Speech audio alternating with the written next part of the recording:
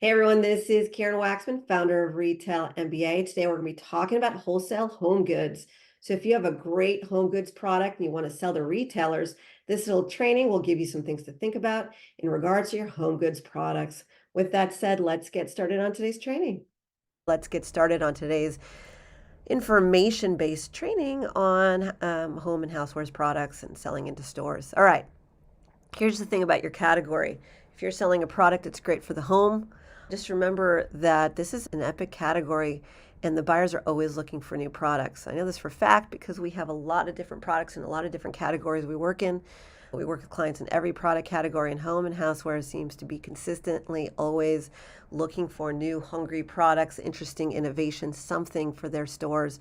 There's always scaling, always growing, especially during tough times like the pandemic. People were buying for their homes for all sorts of reasons. People just love their homes and they love to buy at stores, this type of stuff. They like to look at things and walk around and experience it and buy stuff online. It's a very hot category. So a lot of room for growth there, which is fun for you because there's some categories where the product categories where the buyers are just not looking for new stuff. It's really tight, very competitive and so forth. This is the category that will always be around because people like their home. So great places to sell your product to include Bed Bath & Beyond. They're great with new products. If you walk around their stores, you'll see that they're always innovating.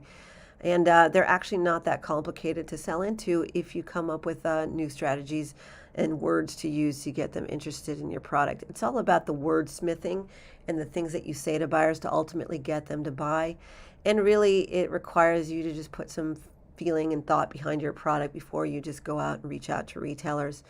The thing about Bed Bath & Beyond is they have counter area displays where they put a lot of impulse buy products. So don't ignore that retailer if you have a smaller product that maybe not is conveniently thought of as home and housewares products, because Bed Bath & Beyond actually sells so many interesting things for people. They have every type of thing that you can imagine around their counter area, and that's called an impulse buy, and there's buyers who specifically buy for that, and they sell a lot of volume of product. So very exciting, and it's also warehouse style where it's much larger than other retailers.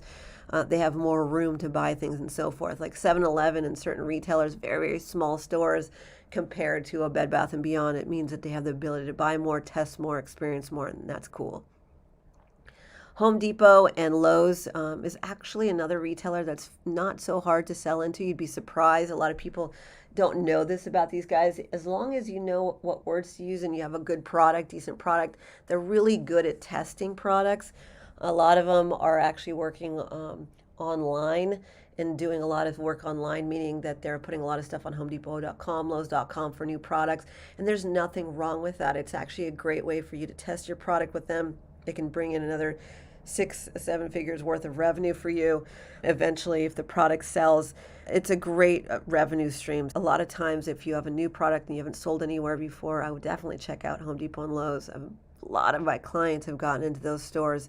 And you should take a look at their stores, because if you think your product wouldn't make sense for them, think again. It's a massive retailer and they're thriving right now. They are thriving. It does change, obviously, but in general, they are doing something right and people are buying from them. One thing to note about Home Depot and Lowe's is that because they do a lot of purchasing online, not necessarily just not in stores, but they tend to test a lot first online. They work with distributors like Commerce Hub, who basically are third-party logistics companies. If you ever decide to go after Home Depot and Lowe's, a lot of times if they decide to sell your products online, they'll actually redirect you to a distributor called Commerce Hub, as of now anyways, depending on when you're watching this video. And this is a distributor who will literally charge you a little bit to handle all the imagery and the shipping and the deliverability and all that stuff. They're basically managing the relationship with the supplier for people like Home Depot and Lowe's. The good news about working with, say, a Commerce Hub is if they do accept you to their system, they work with other retailers, and you could conceivably go after other retailers because you're already set up in the system. There's more to say about that, and I have other trainings on working with distributors. Definitely take a look at our YouTube channel and our website because we have lots of blogs on this type of stuff. But the essence is Home Depot and Lowe's a lot of times will start new products online, and when they do, it's still good business, and you definitely want to know that they'll be working with third-party logistics company, which could actually conceivably help you in the long run. as mentioned.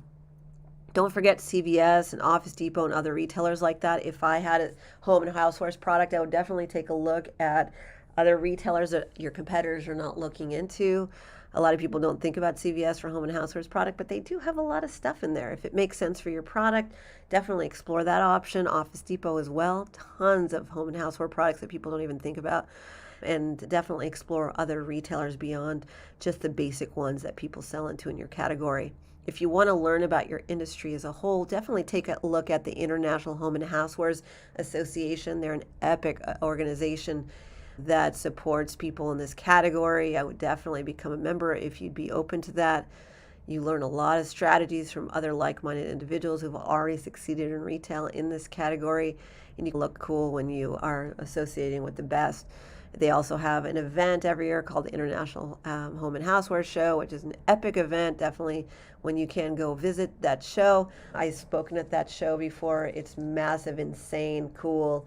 They have a really cool inventors spot, typically, where if you have an innovative new product, that would be a great place to try and get your product shown at that event, because there's a lot of massive companies who sell products at the International Home and Houseware Show. But the Inventor's Corner is something that's a sexy thing where they put all the new inventions over there. And if you do have one, definitely see if you can throw in for that one, because it's a cool opportunity. We teach strategies on how to not necessarily sell your products at trade shows, because we try to save people money and show them virtual solutions. Also, some people aren't good physically and doing face-to-face meetings and stuff. In general, we try to teach all sorts of strategies for people. If you have kids, you're busy, you have a lot going on, you don't have time for all this, we show you how to do it every other way as well. So if I could give you any quick tips and strategies, really what I would say to you is definitely look beyond your nose in terms of the retailers you typically would sell to, because people don't understand that when I was a rep for years and years full-time before I had eventually started teaching the stuff, and I still practice what I teach. We have programs where we do this work for other people, so we're always testing our information and the validity of it for very many long times. What I would say is that if I could give you advice, it's don't listen to everybody else. Figure out where competitors are not necessarily selling as much and go after those retailers that your competitors never even thought of. And again, it requires you to do a little due diligence and see what's going on in the world, but where else could your product sell? Because you don't want to be with all your competitors. You want to find retailers that can buy your product, because one changed order can mean millions of dollars to your business and your bottom line. You could sell your home and housewares product to TJ Maxx. I have clients who just sell to one retailer like that, and they make millions of dollars every year from that one retailer. There's so much opportunity in the world. Stop thinking like everybody else. And if you want to learn how to do that and how to think about strategy and how to get some support and some coaching, or have someone do the work for you, take a look at what we're up to. I actually have a free 90-minute webinar coming up. If you go to retailmba.com/free, you can sign up for that. You can learn all about getting into stores. I could spend some time with you explaining how buyers buy and so forth. And also, we have done for you programs, do-it-yourself programs, upcoming master classes where we do virtual intense coaching groups and small group settings over a 30-day period, where we give you homework assignments and help you build out your plan. A lot of this is strategy, guys. It's not just hiring someone to do the work for you. In our business, you have to take responsibility for your product and build out the best plan so even a rep can do anything with your product. That's why most products don't get into stores.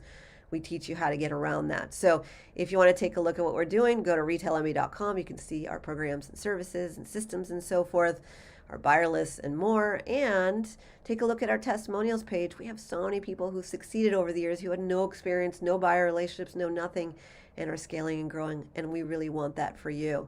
Anyways, this is Karen Waksman, founder of Retail MBA. Please subscribe to this channel, like the post, keep in touch with us. We have so much new content coming out all the time, and we'd just love to help you and keep you involved in this industry. It's a great business to be in. Thanks so much.